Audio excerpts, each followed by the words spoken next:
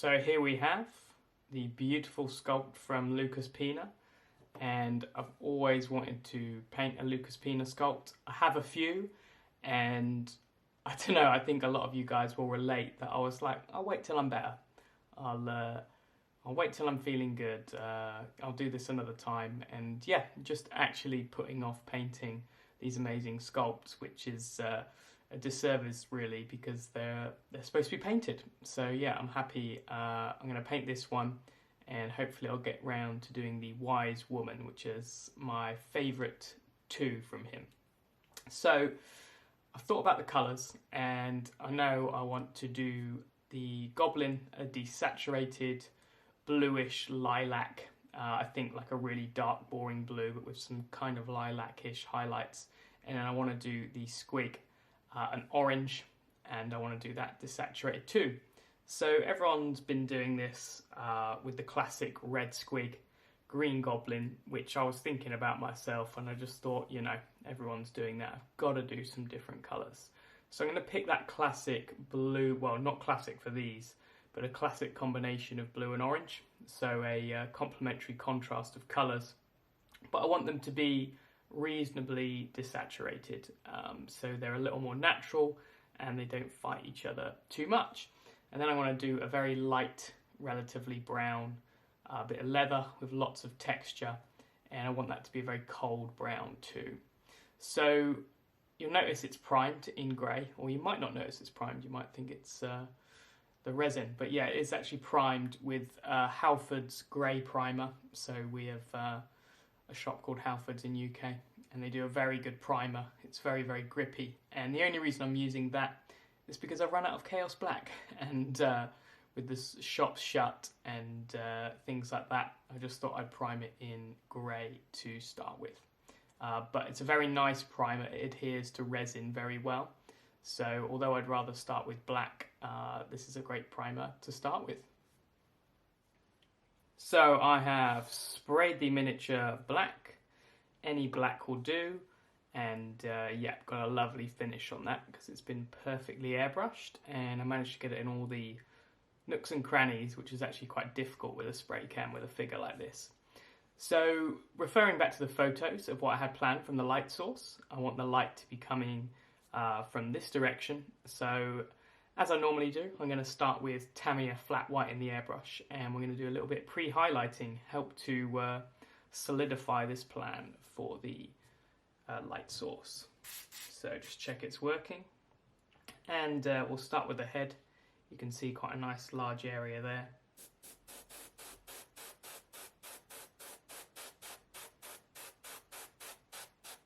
Just do a couple sprays at first.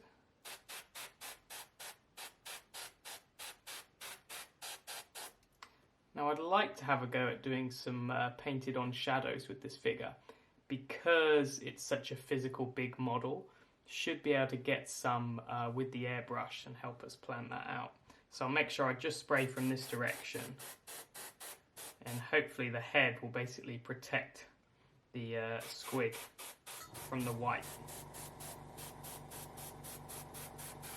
I'm not going to spray much white on the cloth because I want that to be quite dark.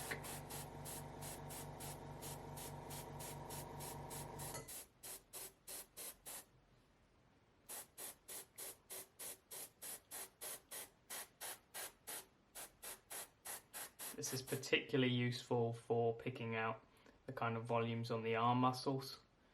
You can see just like a little shadow in there is all we need for that part.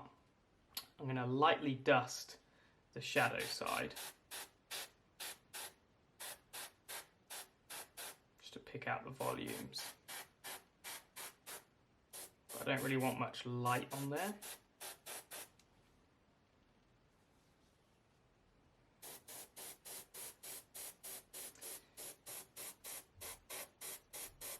And I use the white to plan the light on the Squig, but I don't want it too intense because I want to keep the colours actually quite desaturated on this figure. So that's the reason I went and bothered spraying it black, because going over black will obviously help desaturate. We're doing this pre-highlight to plan the light source, but like I said, I don't want really, really bright versions of these colours, so I don't need that really intense white. If you want really vibrant colours, then it is worth building it up. If you want like a super bright Blood Angel, I always go pretty bright, but with this, it's more to help plan. So the orange, like I said, I think I want to be fairly desaturated.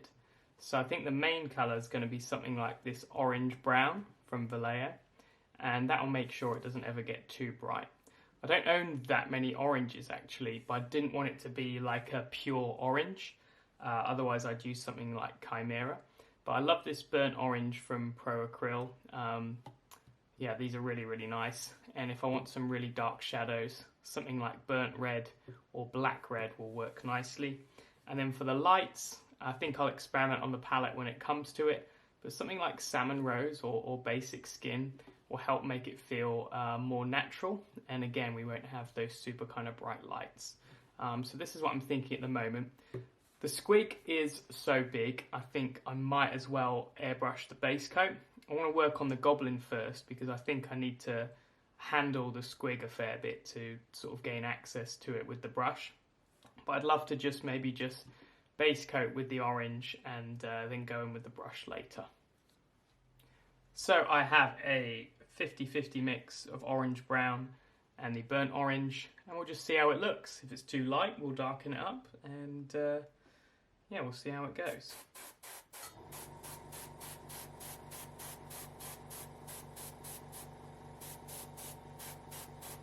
So it looks a little bit vibrant, huh?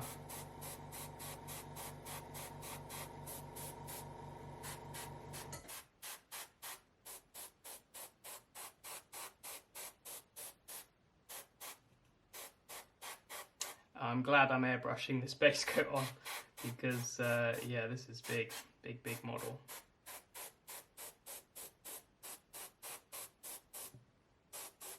Kind of cool though, just seeing this colour come on the figure.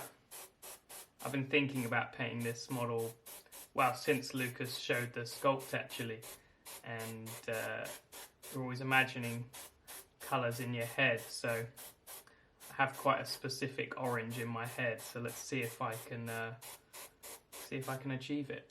It's working nicely over here where I have more black, which is why I said I didn't want to go too heavy with the pre-highlight. And that black is desaturating the orange very nicely. So I am going to finish this and let's see what it looks like when I'm done. So this is what it looks like after a couple coats. I really like it here over the pre-highlight. Got some very desaturated shadows, but yeah, nice definition, nice and soft. So the question is now is, you know, do you want to keep the shadows saturated, and then I would add some red, or if you want to desaturate them, then maybe add a touch of black or some grey into your, or even purple into your cup. I'm going to go ahead and try adding the burnt red. So I'll start with some burnt orange, shade that down, and we'll add the burnt red, and we'll see what it looks like. But yeah, happy with the start of that. You can see it's not a particularly vibrant orange. And when I move to the brushwork, because I haven't used this on its own, I'll be able to start using that for highlights and things. So I'm going to load up some burnt orange into the cup, and we'll start shading this down. So I'm going to turn them all the other way and start spraying the shadows.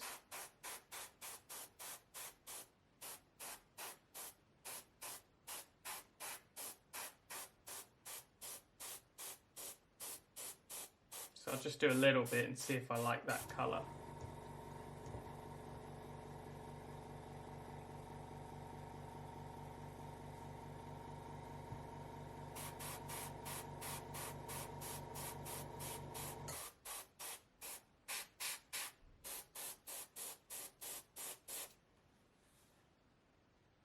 Yeah, I'd say that's pretty cool. So I'll roll that out and I'll just keep spraying from the underside, and hopefully it'll catch all of these little tiny details, and it'll just help us pick those out with soft shadows.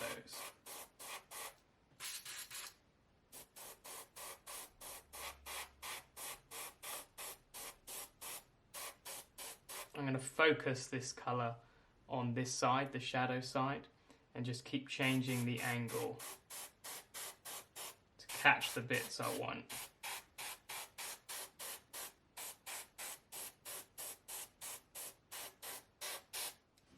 So once that's dried, it doesn't look too red, doesn't look too saturated. I think it's actually a really nice shadow colour. I'm going to push a couple places further and use the pure burnt red, just like right up under here and a little bit down there. But then I think I'll probably start building back up the orange from the other side.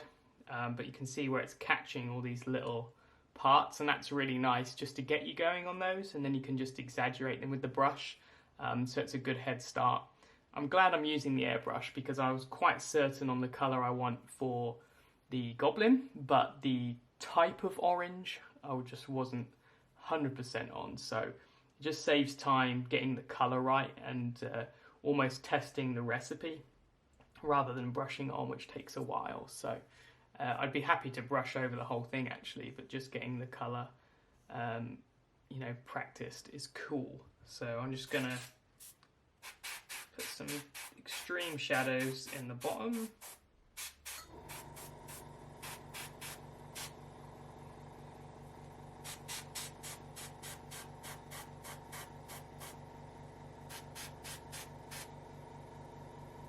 I think that's a little bit too red, so I'm going to add a tiny bit of black. And what I'm going to do is paint on where I think the projected shadows are going to be. So I'll refer back to the photos I took and I'll paint those shadows in with the airbrush. So I added some black to the burnt red. I pretty much made black red from Vallejo, so you could use either one of those. I thought it was easy just to add a bit of black in the cup since I had it loaded up. And checking back at the reference, I'm just going to try and get those real dark areas done. So it's kind of cast from the arm here.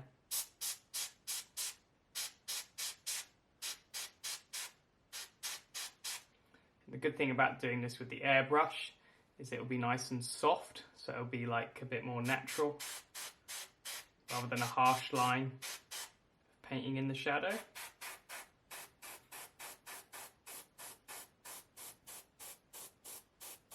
And in the reference, this whole side was quite a bit darker, so I think I do want to go down that route. So I'm going to darken up this whole side.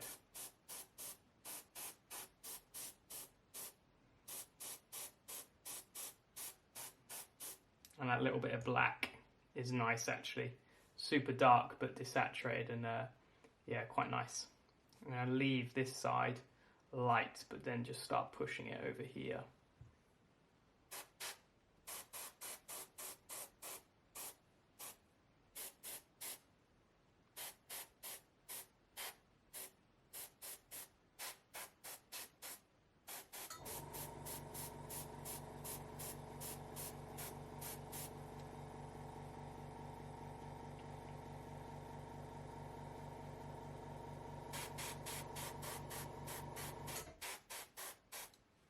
If you look through there, you can see where the painted on shadow is looking from the arm, and that's pretty cool, I think. I'm just going to push that. Keep building up those layers, stacking up that shadow.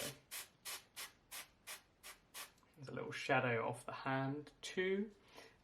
This bit's tough, so you can see kind of where the shadow will be cast from that arm, so I'm going to try and paint that on.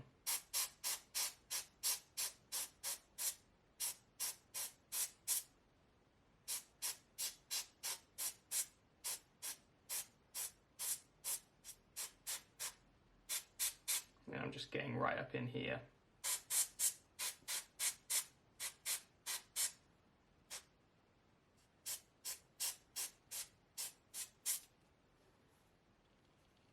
Just trying to turn it and change the angle so you can see we're painting on these shadows. Quite tricky.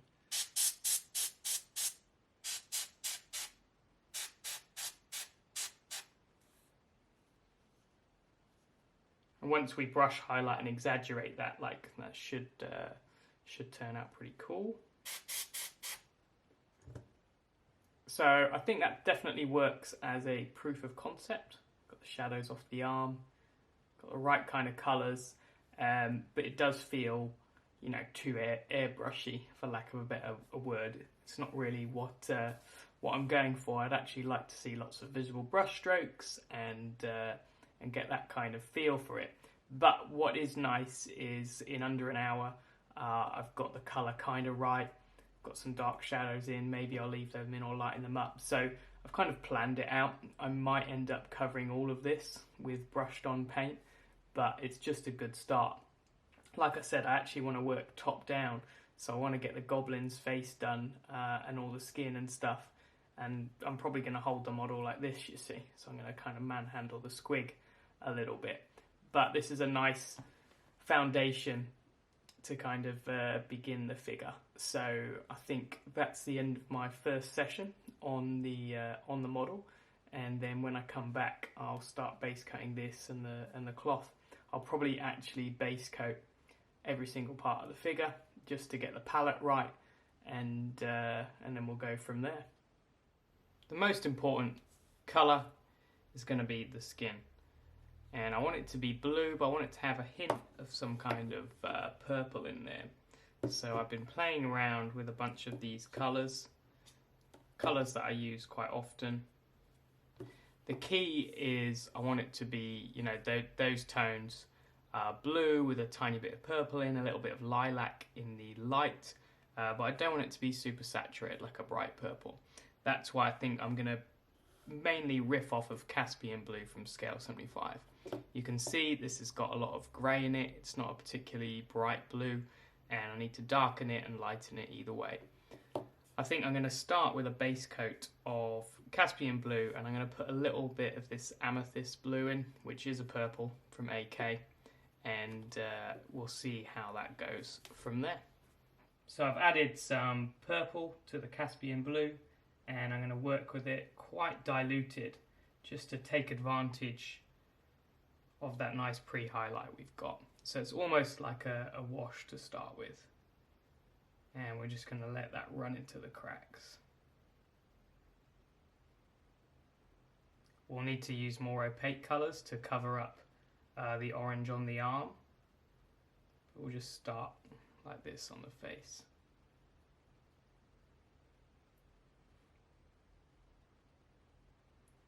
This is pretty much the tone I wanted. You can see it's kind of a ultramarine-ish kind of colour, so it's blue with a hint of purple in, but it's not too vibrant either way. I want it to be a nice blue colour, but still kind of natural-ish. But it's a goblin, so we can have some fun. And I'm going to use probably colours that will desaturate it for the highlights, so that orchid light colour, and we'll see how we end up.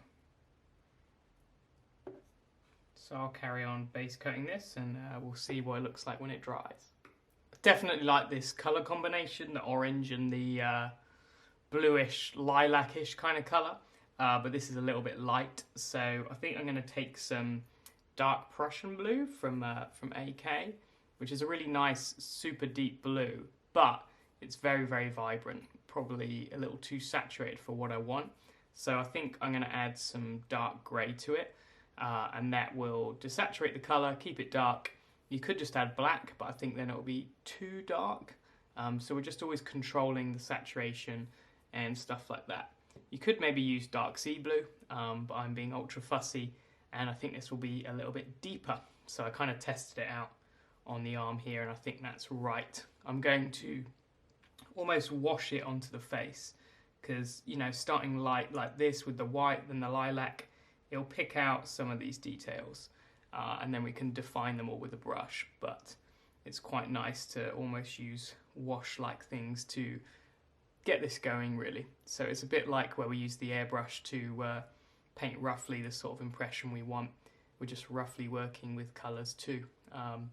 So yeah, all just sketching and planning stuff out at the moment, but it's a nice way to work to make sure your colours work together. And already I like the feeling of this, but yeah, it's too pale and a little bright. So I'm going to try very, very thin at first, almost a bit of a wash of this blue, and we'll darken this down. Should get it right in that eye socket and stuff. All these different layers of colour will help with the final picture. And what I could do is maybe leave the head, because that'll probably be lighter. So I'll just move the brush down here into the shadows. This whole area needs to be way darker.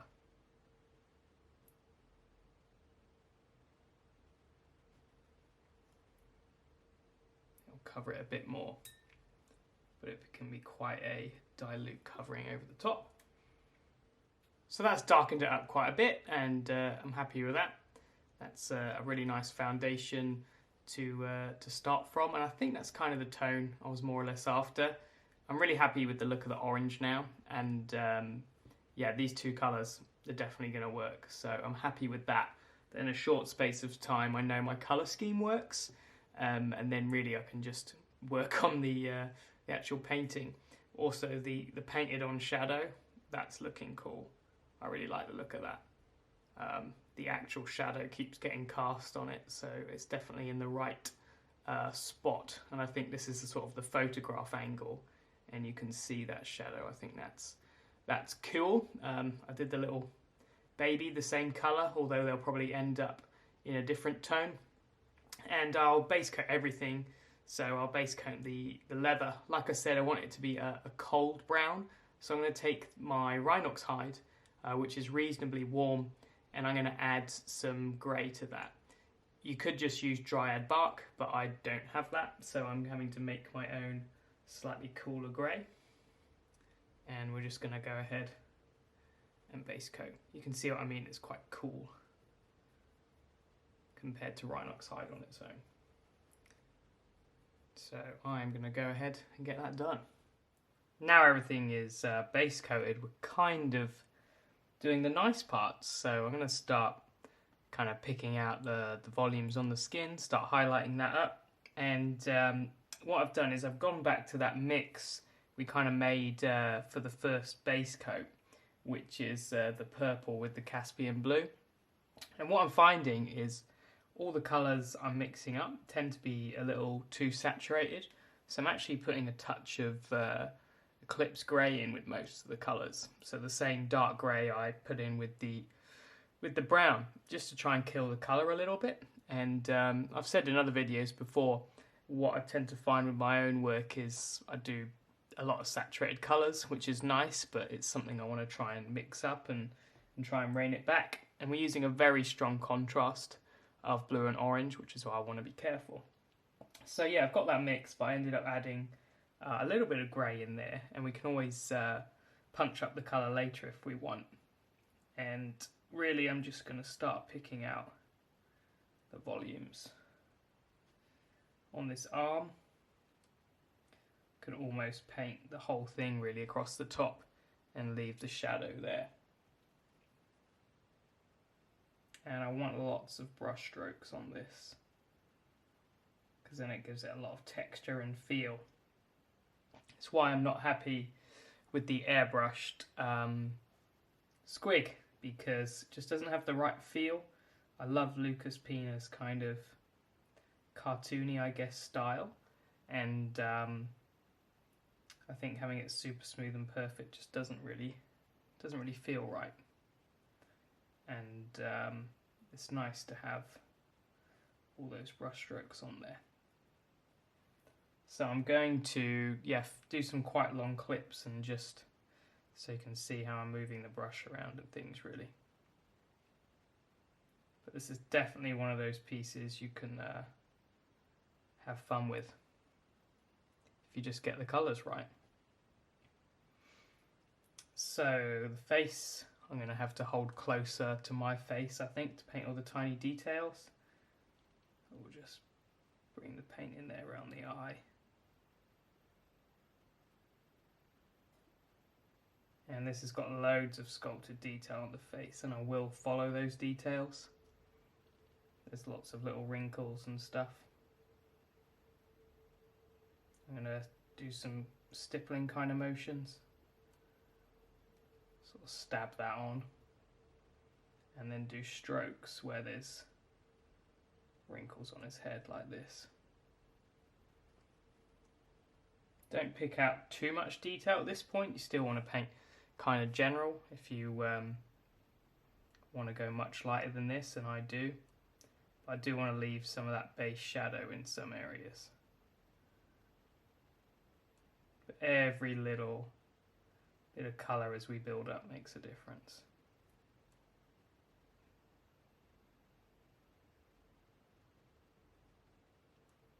And here I'll leave that shadow under the cheek, I think. I'm using a size 1, by the way. Seems to be the right brush for doing the sort of detail on the face. And I seem to be using this mushroom a lot to balance my my fingers, so maybe I'll leave painting that till last. But like I said, I'm hoping to work kind of top down. And at the moment, I don't normally use a handle. I've got this Rathcore one. It's quite good because I can get my entire hand on there, and I'll probably rest my finger on the back, which is fine, but I'll try not to handle the Squig too much because I do tend to like holding the figure quite a lot.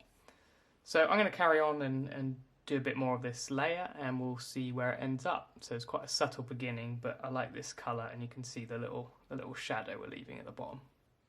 So that's the first highlight kind of done. You can see we just left some shadow along here, which we might need to blend later, but for now we'll just push to the light. And I just did a little bit of texture on here, and you can see we're building the light over towards one side. Did lots of stippling and brush marks, and you can see that's kind of benefited the skin. It's a goblin, so we can kind of do what we want, but it looks like kind of an old goblin, so I think lots of texture would be kind of cool. I've actually forgotten to paint this alongside it, but maybe I'll just do it separately, and then there'll be different colours, and that'll probably be a benefit. So I'm just going to add a little bit of this orchid light, which is like a light kind of lilac colour. It's very similar to blue violet, although not as saturated, so you could just use blue violet, which is probably easier to get, and just add a touch of grey or something like that. And we're kind of going to continue with the same motion, so I'll start adding some light now. And I'll do this quite roughly on this area first, and we can smooth it later. But I just need to get some light on here, really. And same with the arm.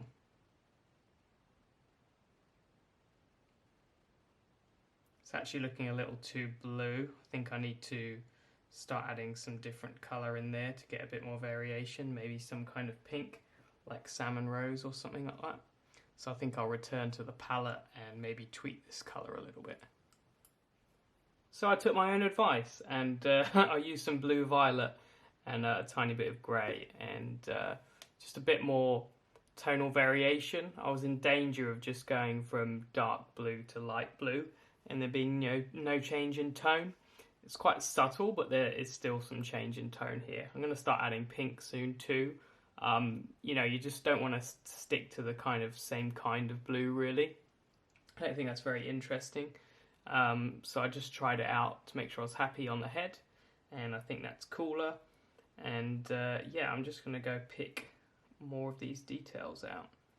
I'm not being that prescriptive with my colours. Obviously, I'm telling you the colours I'm using, but I'm not really showing you on the palette or being that precise because I don't think it really matters. It's more about a process for painting a miniature like this, and just how you go about it, the order, where you place the highlights, that sort of thing. Colour's obviously important, but I think with these things it's more about the light and the volume and stuff like that. And the colour is the bit that I'd really like you to explore with. I think giving you the confidence to show that you can just use simple techniques like this, just layering up and taking your time, is important, but you should always try and just think of your own cool colours for something like this. But if you like these colours, then go for it. Have a go. But I think, I mean, write in the comments if you disagree, but I think a lot of people look at miniatures like this and think they're cool, but don't think they fancy painting a bust, and actually it can be kind of fun. Such a big miniature that you can just have fun blasting paint on, and you don't have to be super neat or perfect to make it look cool or enjoy it really. As you can see, I'm being quite liberal with my brush strokes so far, and I can refine it if I want later. I can blend it and make it smooth, but we'll see how it looks. I might do some parts blended and other parts not so much. I'm focusing on this side of the face with this tone because this is basically going to have more light and this colour of light, and then if I want to highlight this more, I'll highlight it with a different set of colours just to make sure it varies again. I actually think I need to darken this, like I highlighted that and that's too bright, so I'll probably knock all this back and stuff. But for now I'll just concentrate on the light side.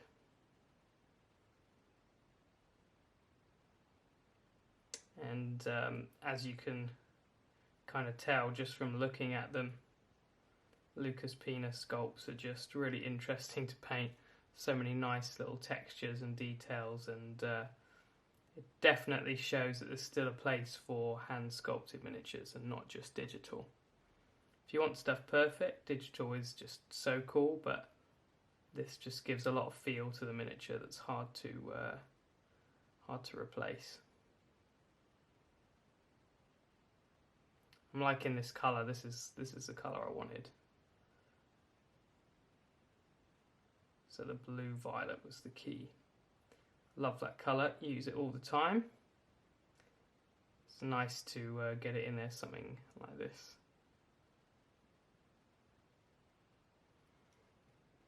Okay, so I think I'm gonna just add a few more little highlights and details and check it over, but almost done this step.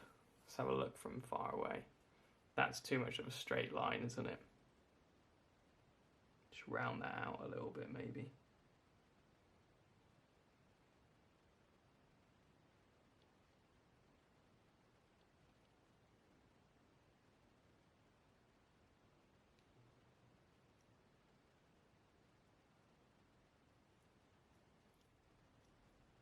So now I'm feeling like, yeah, I'm digging where this is going.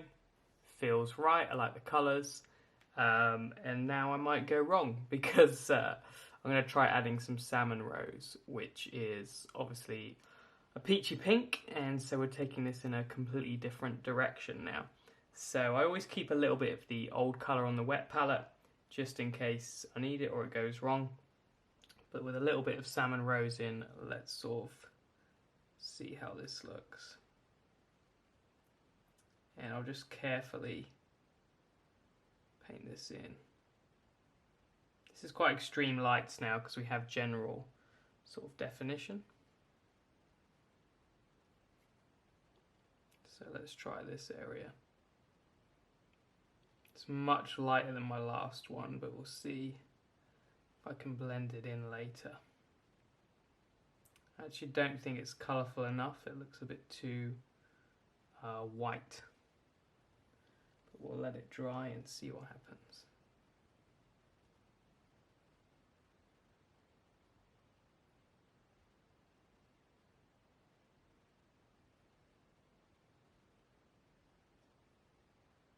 So it's probably too much of a step up.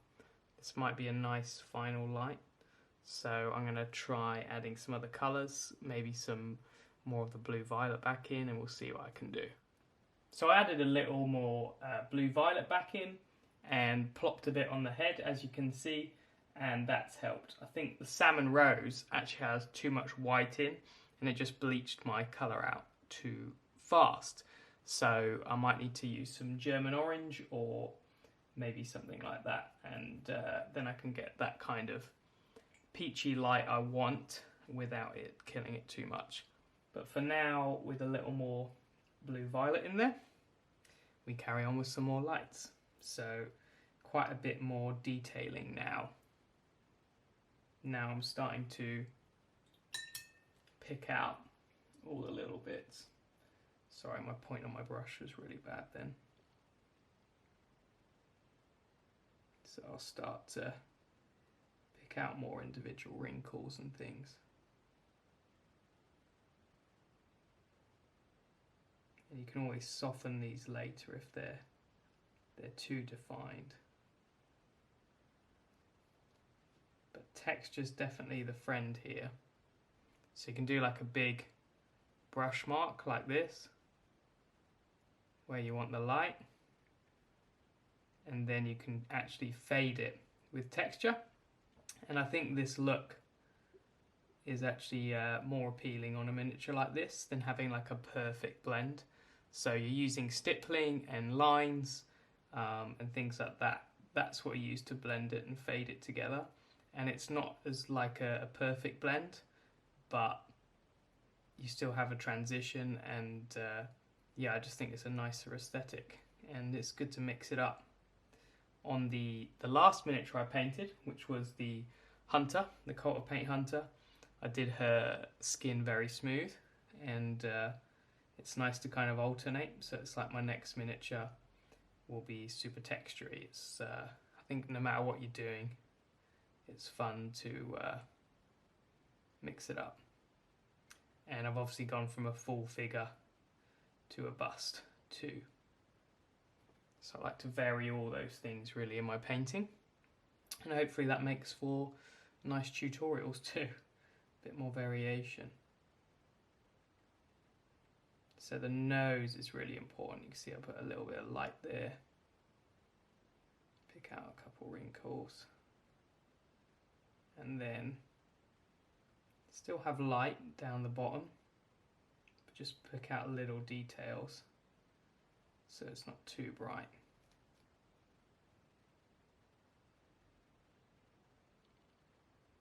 And this is a nice area that will catch light in there. Might do the eye soon as well, just so I can get a better idea of this character. I really like painting like this though, just, you know, gradually building up colour, adding it in, and you can see it start to kind of take shape. This indent's here, I'm going to actually build the light up there in the recess.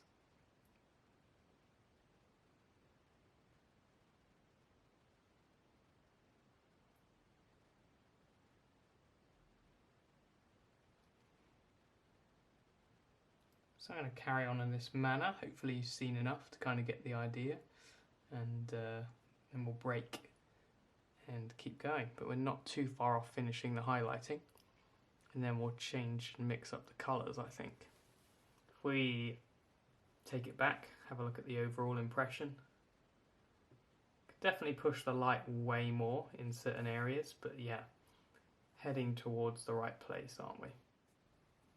So this time I tried my colour out before talking about it. So what I've done is I've added a little bit of German orange. Whoops. And this is very similar to Salmon Rose, but you can see it's like one step darker. Because what I want to do is start to switch to a kind of peachy orange light, and I'll use that same colour in the leather and in the squig itself. So I want that uniform kind of light, and obviously it contrasts very nicely to the blue we've built up. So just adding that little bit of orange carefully, I'm going to start to add highlights of that. I'm not going to do a very long clip of this because it's basically just me layering up more colour, but I think it's important to talk about it and show you a few key areas. When it comes to like the nose and the lips and things, and the ear actually, I'll add some more variety of colour than just this, but I'll just highlight in this kind of plain colour for everything to start with, and then we can just change it for the individual parts if we want. Just kind of get further along with the piece and see if it needs more variation. So the top of the arm here, you can see me just do very small brush strokes to introduce this new colour. And because we've got more of a contrast of colour, it will actually make it seem brighter, like there's more light hitting it, than if we just added a lighter blue or some white and stuff like that. Especially if we use colours we associate with kind of light, like yellows and oranges and things. So yeah, I think I'll cut this clip now, but I'll just build this colour up. And to be honest, I'll probably add a little more of the orange and get that done and come back and show you, because it's just going to be building up the colour. Once again, we come back here, you can see we're building that nice foundation, and that's following the light on the squig. It's going to be cool, but all these layers really add up to a lot, because we have loads of depth of colour where we've just layered all these different things. So you could say, oh, I might as well just skip straight up to those bright colours, but you don't get this kind of thing. And then together with maybe glazing some colours back, you just get loads of variation and loads of depth. So and I haven't spent too much time on it so far, to be honest, so it's all been worth it.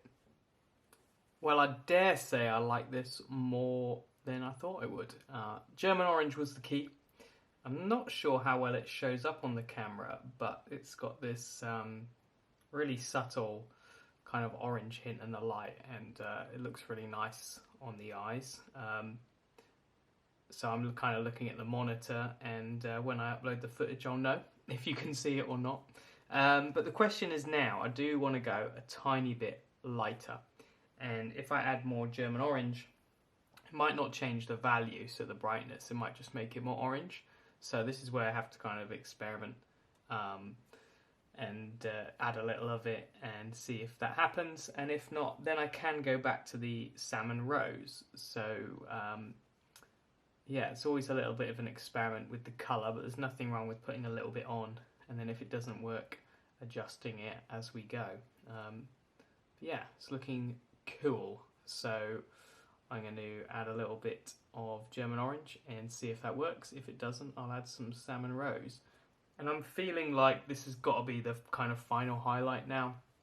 I need more work around here, and I need details like the eye and different colours in the ear and perhaps the end of the nose and stuff. But in terms of this main light and stuff, it's feeling nearly done, and I'll probably call it a day for this session after that, and then we'll come back to it another time and start doing some of the other parts. But yeah, really enjoyable so far, and not taking forever.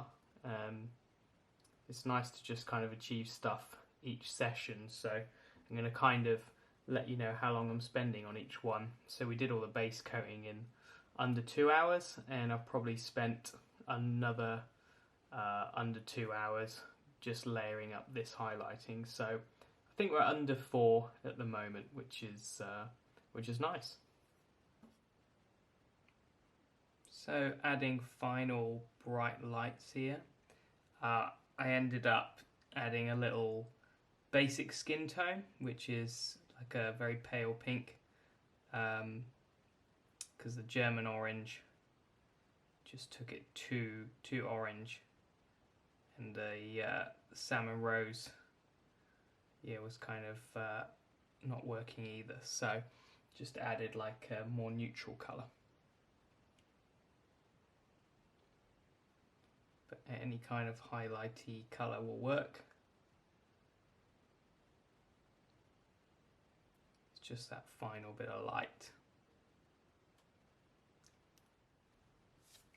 So, coming back to it the next day, let's have a look. Yeah, I'm liking the look of that. It's looking pretty cool. I would like to do the eyes and the eye bag kind of detail, and then I think render up the shadow side The arm's not really painted at all. And there'll be different tones there. And then maybe, yeah, add some different colours and stuff into the face before moving on to the leather. I might do this little chap later just as a break from this kind of painting, like the bluish skin. I could do him a different colour altogether, to be honest. So yeah, I'll leave that for a bit, get the leather done. Yeah, so eyes with a bust, they're obviously a lot larger, and you don't want to go for pure white. I'm going to use some pale blue, which is a grey really, but it's got a touch of blue in it, and that'll be the base coat for the eye. And I'm switching to a 2-0 brush now. So the key is painting the eye well whilst getting some okay footage. But yeah, so base coat with that. What I like to do is base coat in a greyish colour like this, and then add a little flesh to that grey. And when I say flesh, I mean like a very, very pale flesh. I'm going to leave a little bit of dark in the middle because I might as well. Definitely going to be a pupil there. And I haven't done the eyelids or eye bags because I always make mistakes when I paint the eyes, which is why I haven't painted those. And I've already got a bit of grey on the eyelids, so that's the reason why.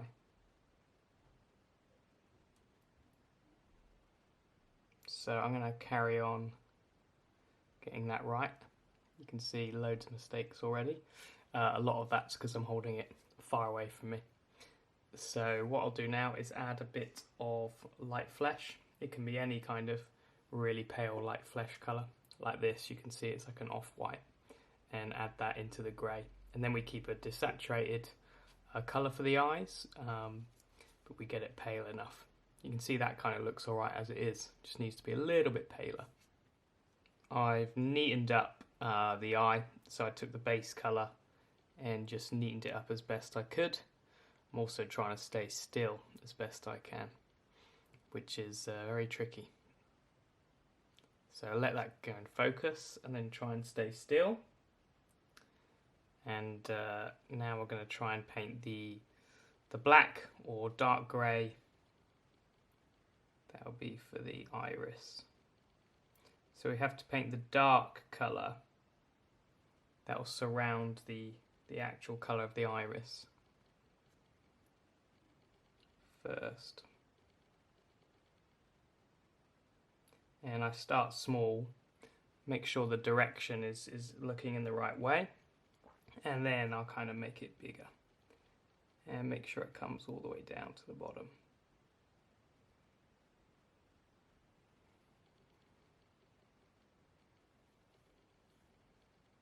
Something like that. You can see where I left the base colour on the other side. So I didn't kind of do it properly, but I might as well leave a little bit of dark in there. And then I can expand that and get that the right shape. Make sure they line up and do any corrections. I thought I might as well do the squig eye at the same time. And that's just fun, isn't it? He looks hilarious and so silly. And that was a much nicer eye to paint, much bigger and open. And this one's kind of shut. So yeah, nice and easy compared to the old GW eyes and stuff. So I'm going to paint them yellow, I think. And I'm going to start off with some Japanese brown or Japanese yellow from Vallejo. This is the AK version. And just block that in. Try and leave a very thin black line. So just make it as small as possible.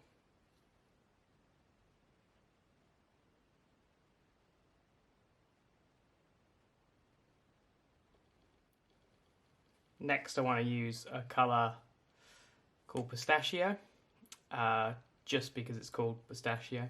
It's like a yellow with a bit of green in or something. I've not tried it before, so that's pretty much the only reason I'm going to use it. Any brighter yellow is going to be good, and we're just going to work that closer in. So when we paint the pupil over the top, we've got a little bit of a gradient underneath. Then we're going to obviously have pupil going over the top, and start with a little dot.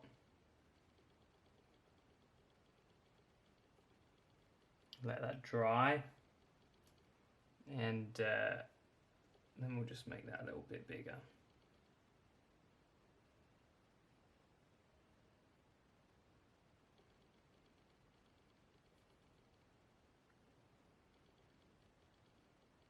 So you can just keep expanding it till you feel like you got it right. That looks pretty hilarious, I have to say.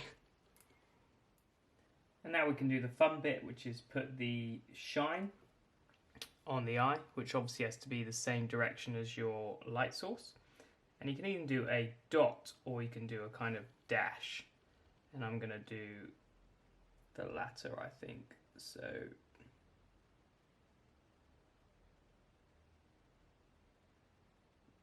quite a big line going over the pupil and the iris, so like a big old dash.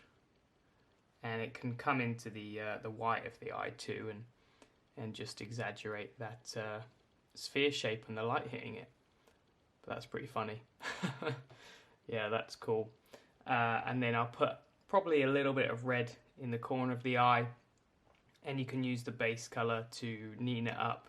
And then I might just sharpen up the eyelid and stuff with the orange brown I used to highlight. But when I do all the orange for the squig, I'll do that properly. But yeah, that's it for the eyes. Pretty cool. With the eyes done, I'm going to do the leather, but I fancy doing a little bit of the orange just to make sure it works. I've had a little play here. And basically I just want to talk about what happens when you airbrush something and the interaction of when you go to do some brush painting after. Often it's really hard to get them to gel. A lot of it is to do with the finish. So say I spray a Vallejo colour on, or a Games Workshop colour, it will normally airbrush pretty matte. Unless we use a lot thinner, then it sometimes turns out glossy. Either way, when we brush paint the same paint on, the finish is often very different. So there's a lot of ways or things we need to consider when getting it to gel. I'm going to try basically using the same mix I did to highlight this, which is orange, brown and burnt orange. And I'm going to try painting that on to see how that looks. What might need to happen is you need to spray it with some varnish to make sure they both balance, or like I was saying, eventually cover the entire thing with brush paint. And that can even just be glazes to change the finish and the tone and stuff like that. You know, the airbrushing helps because you've got that foundation of orange, but often you do need to cover the whole thing with some brushed on paint just to get them to gel. It just looks very different. So yeah, I'm going to take some of the burnt orange and orange brown, and basically, you know, you do a few brush marks, let it dry, and you kind of check to see whether you've got the right tone. It should just be a tiny bit lighter than what you've sprayed on, hopefully. So you begin to highlight it, but you also are able to cover a lot of the model with brushed on paint. So you can see here, I've managed to get it so it's just a tiny bit lighter.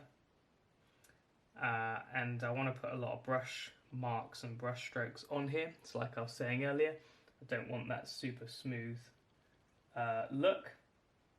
So I'll just start off with this, and we'll try and push the light up around here. Probably won't do this all in one go because there's so much orange. I'm kind of doing this to just know that it will work. and then I can move on with confidence, really. But yeah, I'm trying to bring the light up in general around here. I think I need to mix up a different colour for around here, around the bottom. But there's all these little like scars and marks that Lucas has sculpted in here, so I can use this colour to highlight those. They're really nice, I love those. You can tell it's just done with a sculpting tool, you know, it's something you lose, I guess, in CAD.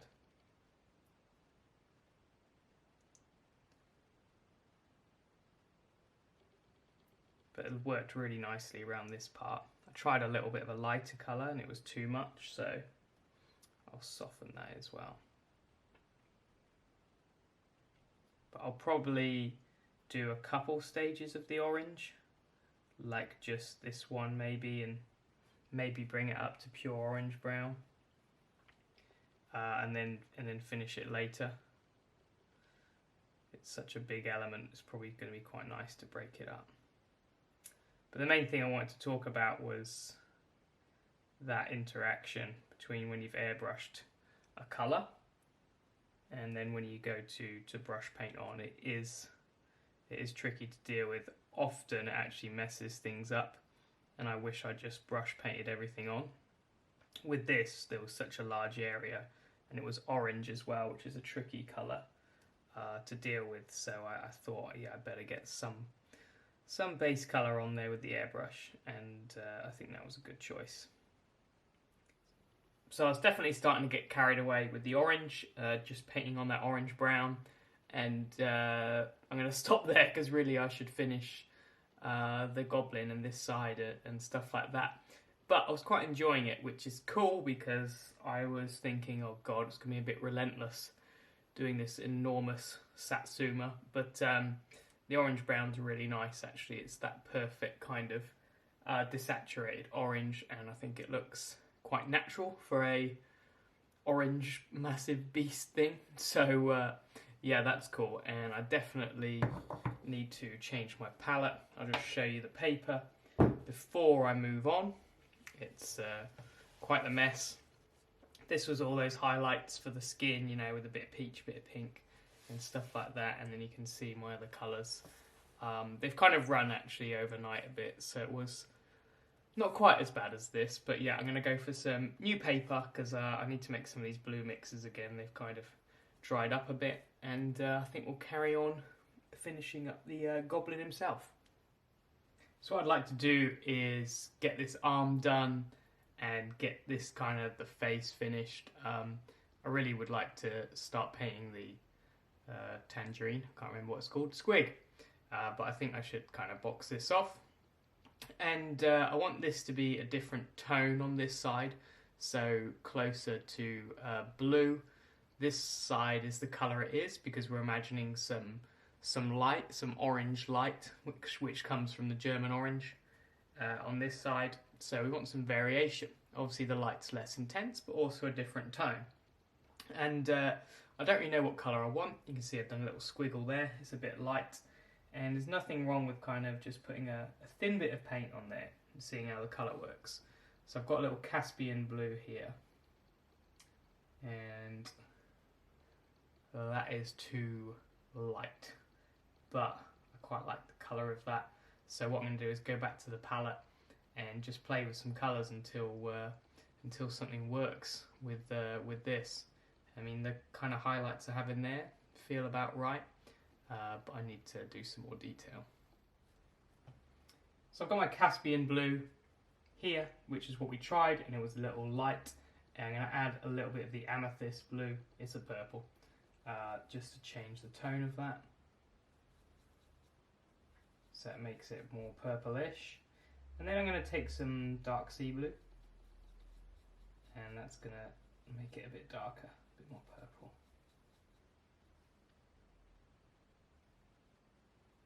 And I think that might be a nicer colour.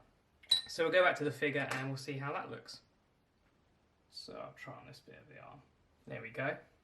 So that feels about right. That looks like a highlight.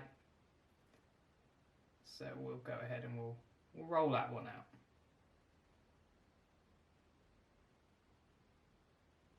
So I'm just pushing the paint upwards towards where I want the highlight to be.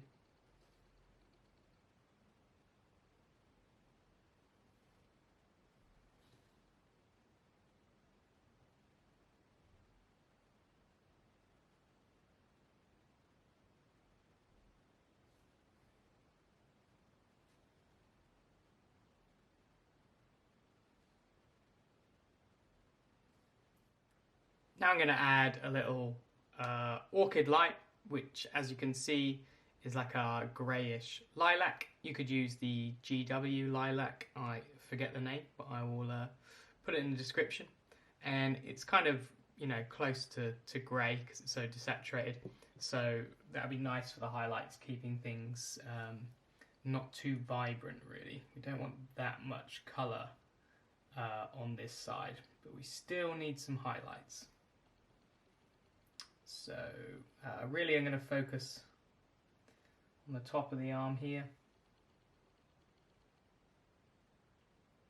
Just highlighting that main volume. And then it will come across on the top of the hand here too. And then there's quite a lot of little volumes on the hand. You want to keep the light really general on the top of the hand, but also pick out some of these details, like the veins and stuff.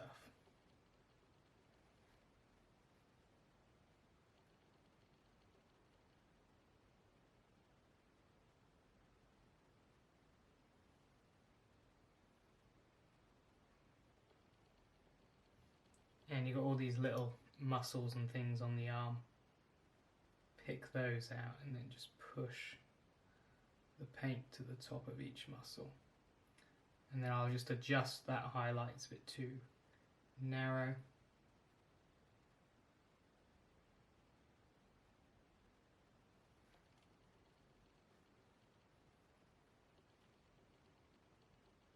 And just use some little brush strokes to blend that in a bit better.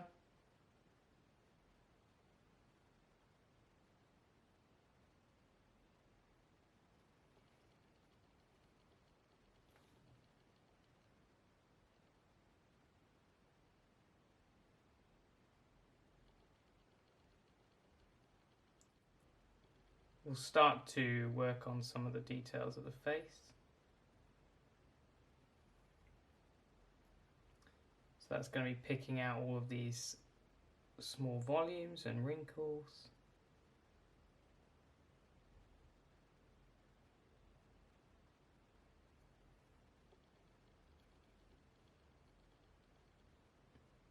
Just highlighting all these little bits. It's a really nice sculpt for this. Just lots of fun little bits to get your brush into and actually enjoy following the sculpt. I think it's nice anyway.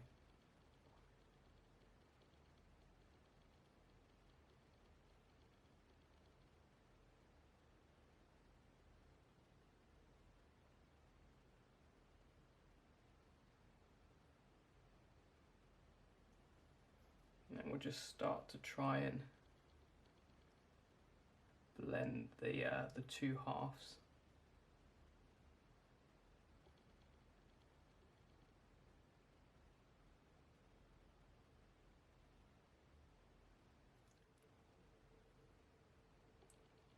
And we'll pick out some very fine details.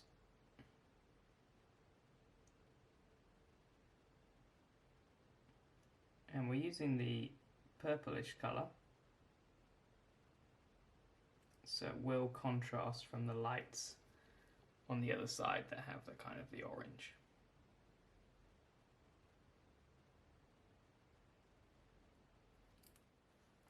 So I've got to a nice place with the goblin skin. Everything's got a lot of detail and highlighted. I've lost a little bit of the shadow on the dark side, and I was going to glaze it all, but then I thought I've got an airbrush next to me, so why not use it? So I've mixed up basically my base coat again, which is the Prussian blue, a little bit of purple, and some grey to desaturate, and diluted that a lot, and I'm basically going to spray from below and try and smooth this out a little bit. And I got a little bit of blue tack on the eye, obviously, so I don't ruin that. So this is an airbrush glaze, and it will bring the shadow back and help to smooth some stuff as well.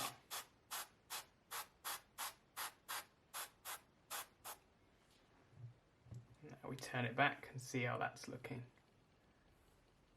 Pretty good. I could actually use it on the highlight side as well if I'm careful.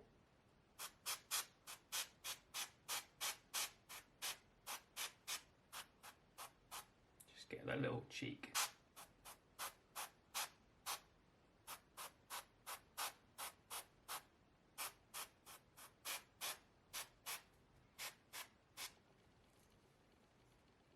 How's that looking? So I'll probably repeat that a couple times. Not many, because it just needs a little bit of adjustment. And yeah, we'll see how it looks after that. I think that worked out really nicely, especially for this arm. You can see where the airbrush shadow has, you know, got a lot of that contrast back. If you have a look at where the airbrushing has gathered on the kind of fingers here, just that shading in there has been smoothed and reinforced by the airbrush from spraying that direction, but it still has that really nice feel because we have all the brush strokes we painted on. Just yeah, enforcing the shadows with the airbrush is really nice. I'll just grab that blue tack, hopefully. Beautiful. So I think what I have to do now is kind of check the face over. Might be a couple details I need to check and just improve those, but the skin on the goblin is pretty much there.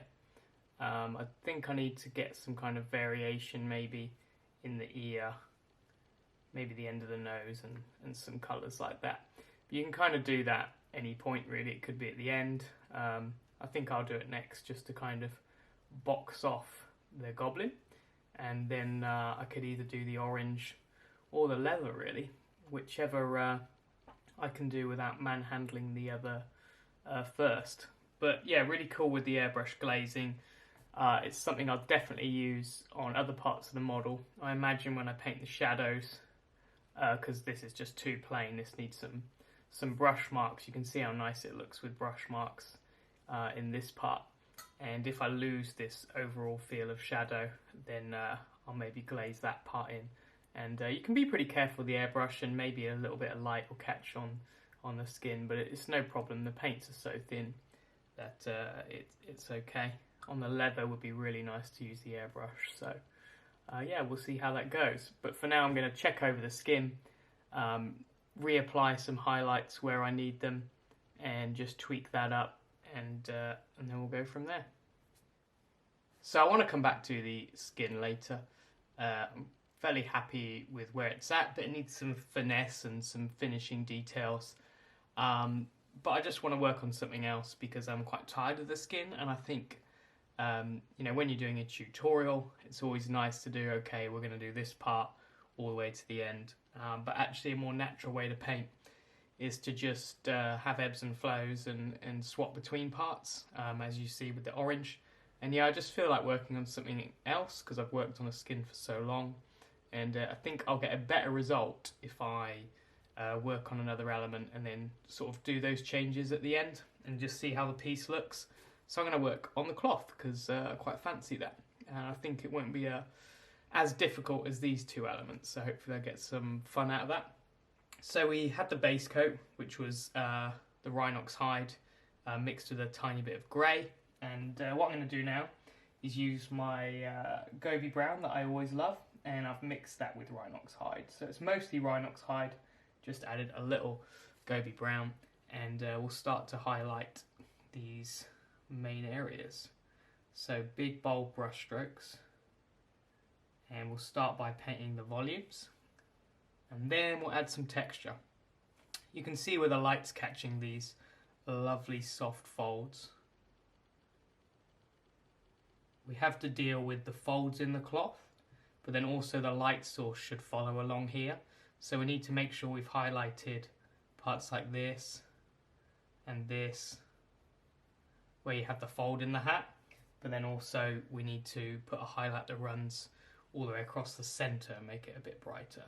So this first highlight will be like our sort of general one for the different shapes, and then as we get brighter we'll just bring it up the center maybe.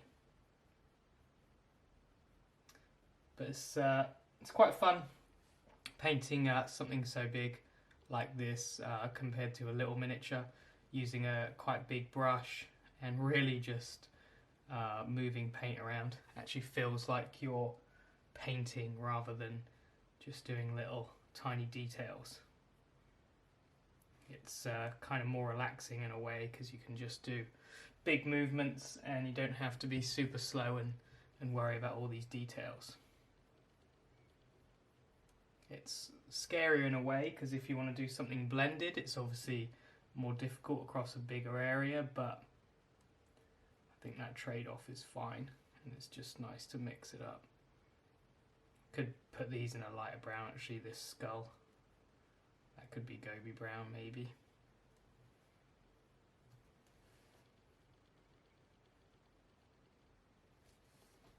And on the other side.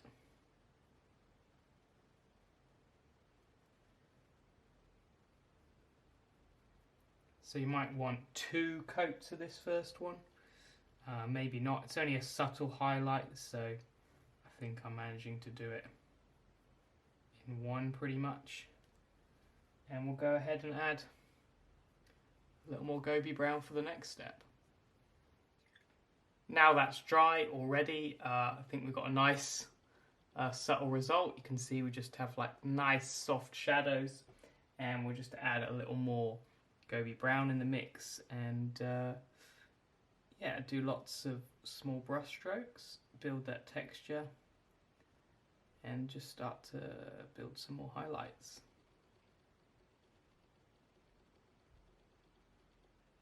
So I'm using more of the point of the brush just to get those little lines of texture in. Okay, this is like the main fold to deal with. It's a bit too much paint on the brush there. So I'm going to do all my strokes in this kind of direction. And I can kind of use them to blend stuff in.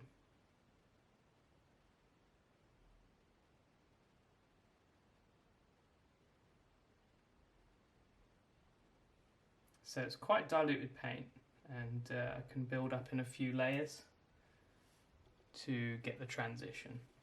So I want some transition, but I don't want it to be perfect.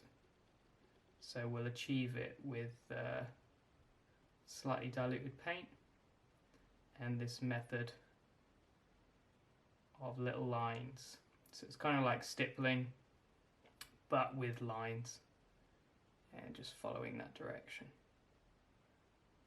You can see we're building that light up down the center there. And because this is a very matte surface, we want this light and this highlighting, but we need it to be soft, so we can't push it too far. But as long as we get the highlights in the folds, it will look really nice. You can see actually, pretty much painting this in real time, it won't take that long. Not unless you want it to be very, very refined and smoothly blended, but if we're painting in this relaxed way, where we want it to look cool but not perfect, then it's a little quicker and more enjoyable. So the back here is going to be shadow, so I'll might not do too much there. Paintbrush is a bit dry, so a bit of water. Just checking out too much on the brush. Just working back from that main highlight area. And the second coat on here.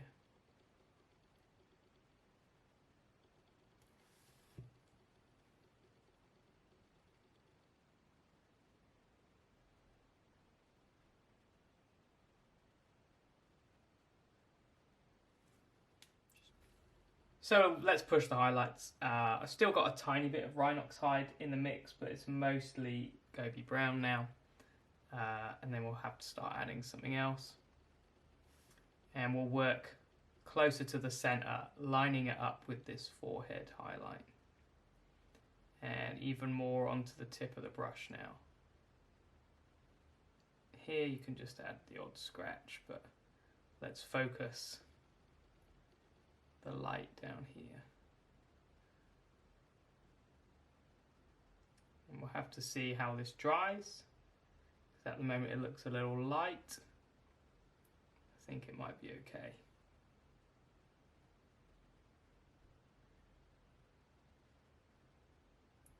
And yeah, you can sort of blend it with little details like this.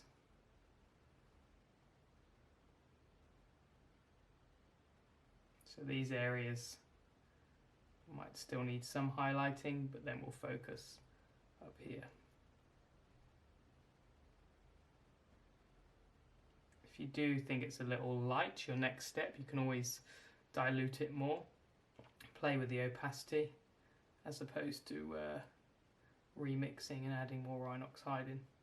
Either way will work, kind of depends on your preference really. Just turn the model so I can get a nice brush stroke, kind of always trying to move the brush in my comfortable position and move the figure rather than my wrist. You see we're building up quite a soft light, but it's fun and fast.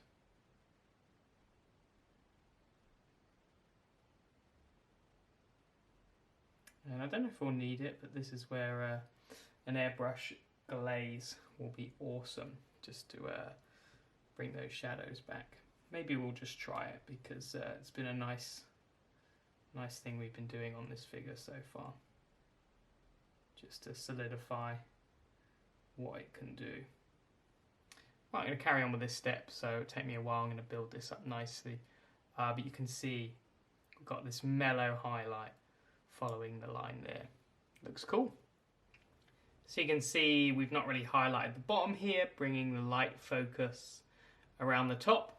And now I want to add some of that German orange to the Gobi brown to get this to harmonize, to get this color to match up. And it's really just going to be in like this bit in the front part. I won't put it back here. I want this in the background. So yeah, we'll just try and bring in that orange element to these parts. So you have to experiment how much orange to put in, and you'll know pretty soon after painting it on. So I'll just highlight the front here, pick out the edge, and let's take it easy. You can go pretty bold and you could always glaze it back. Just going to take my time and do little brush strokes to build it up. Seems about right to me. Don't know how subtle it's going to look on the screen, but it feels about right in the hand. Just got to be careful I don't put too much at a time on, and then I can blend it in.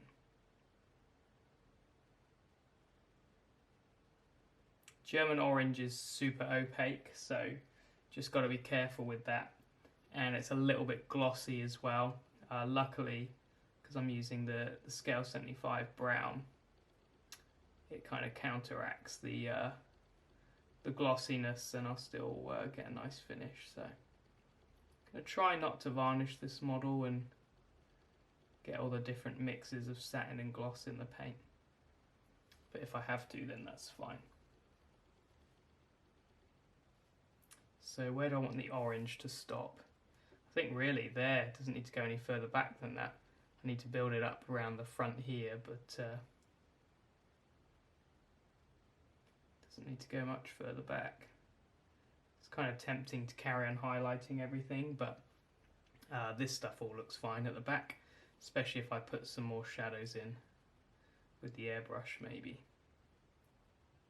That's a bit heavy-handed with my brush there.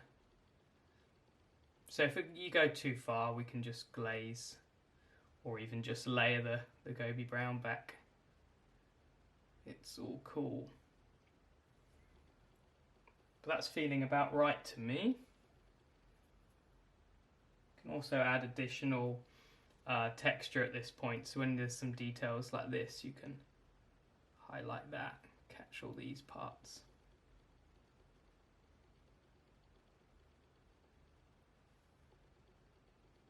So this is dried right actually. I thought it was a bit heavy-handed, but it was cool. And then this, I need to try and line up a bit better with the arm. I can see that's where the highlight on the arm is, so I need to bring this up top maybe. So I might need to adjust that.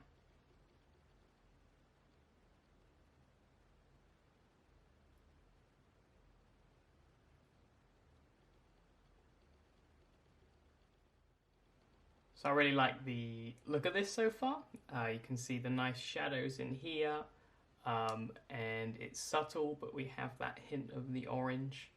I'm just going to add a little more German orange, and then I'm going to add something neutral like a light flesh.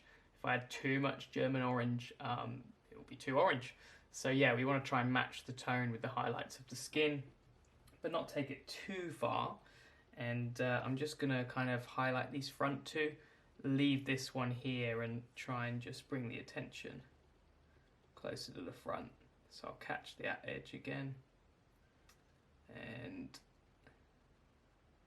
again building it up with brush strokes.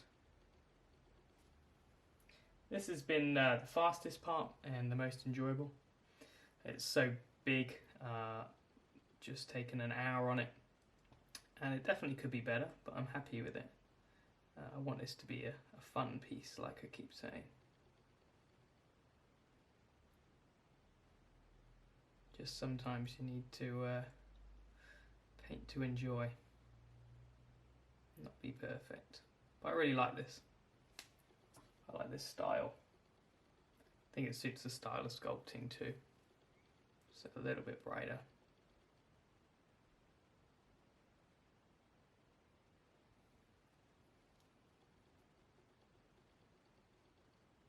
And I need to do a few details, I think, like a few scratches and stuff to finish it off.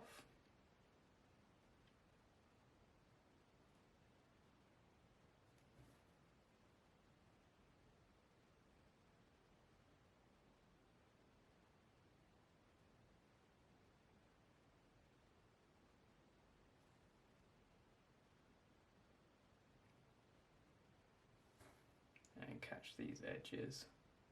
Don't actually have to catch the whole edge, you could come in from the side like this.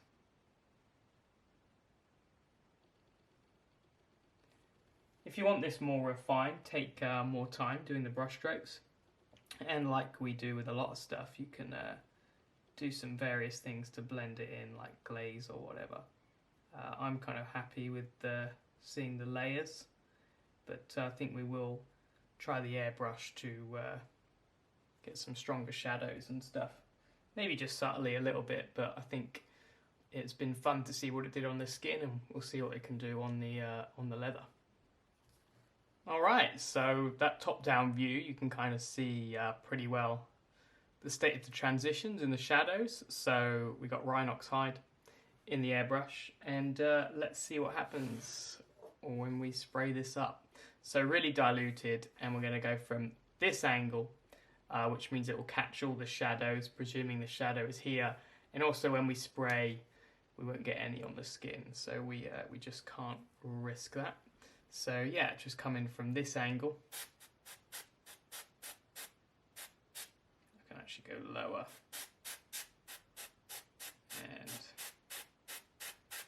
Doesn't need a lot, but you can tie a few colours together, definitely.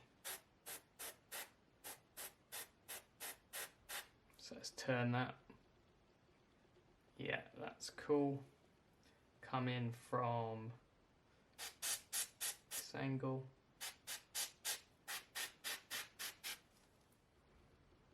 So hopefully you agree, for the time investment, the leather looks cool, and we focused on light and colour, and I really like it. If we think that that's like the view for photos, you can see we've got all the light on one side.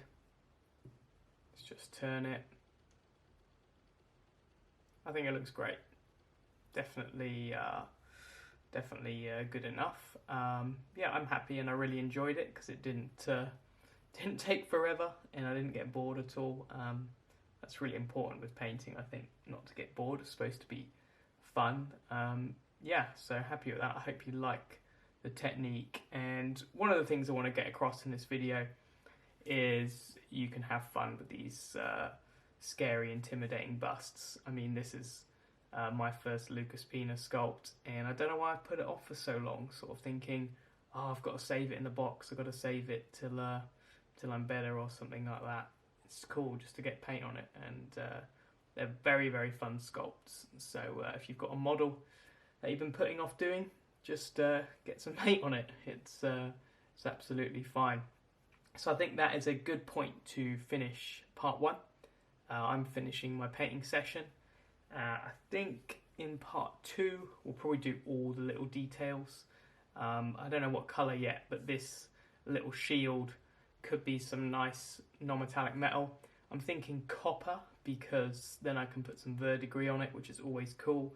And I haven't done copper on the channel, I don't think. Not for a while anyway. So I'll try and come up with a different recipe for copper I haven't done before. And we'll do loads of verdigris and stuff. Little details like this, you know, I'll show you guys, but I guess they're not super essential. Stuff like the goblin skin, the leather, you can use those recipes for anything, which is why I think this is a cool model to do for a tutorial, because you could use these recipes on a GW goblin. Be awesome actually in this scheme. But some of the specific details, like a little wooden doll, maybe aren't that important. We'll get you a good recipe for wood anyway, some copper, and then the third part I think we'll finish the Satsuma, and we'll do something cool with these teeth and horns, and yeah, just continue the texture. You've kind of seen how I do that. So yeah, I hope you're enjoying it. I'm really enjoying painting it, mostly for the pace. I needed to do something fast and fun. Damn compressor. So I hope you're enjoying these tutorials. I am. I needed to do something fast and fun. I think the next tutorial I do will be a bit slower, and I want to do a higher level piece, probably human skin again, maybe on a larger scale, but I wanted to get a tutorial for you guys, and I've really enjoyed it so far, so I hope you guys are too. Yeah, any comments you have, just on if you think the piece is cool, if you like this style of tutorial, if you learned anything, stick them below, and look forward to seeing you in part two really soon.